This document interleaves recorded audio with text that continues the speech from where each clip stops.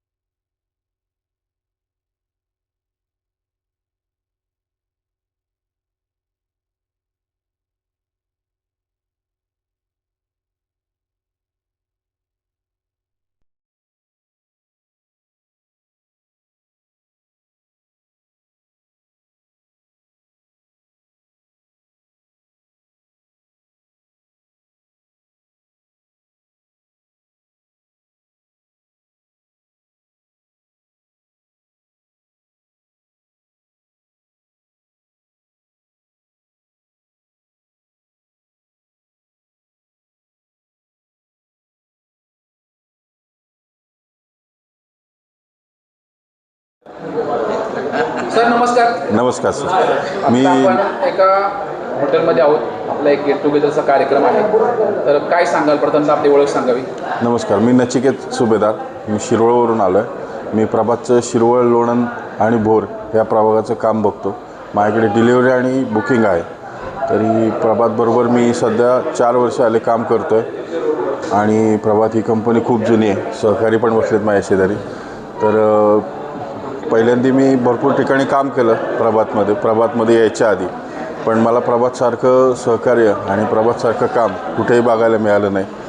प्रभातचं कामाची पद्धत इतकी उत्कृष्ट आहे. डिलेवरी म्हणा, बुकिंग म्हणा, हे व्यवस्थितरित्या येतं माल. भरपूर ठिकाणी अशा काही गोष्टी बघायला मिळाल्या की डॅमेजिंग इश्यू असतात, काय असतात. तसं प्रभातमध्ये आल्यापासून असं काही बघायला मिळालं नाही. थोडे नागदेवीचे आमचे सहकारी बसलेत शेजारी, त्यांच्याशी तुम्ही बोलू शकता. बरं, मला हे सांगा की आपलं जे प्रभात रोडवेज आहे त्याचं केंद्रीय वाक्य काय आहे, काय आपण सांगू शकाल ग्राहकापर्यंत? माझ्यापेक्षा आहेत ना नागदेवीचे आमचे पाटील साहेब आहेत. नाही, तुम्ही बोला. सर नमस्कार, काय सांगाल आपली ओळख सांगाल? नाही, तुझं असं घ्या.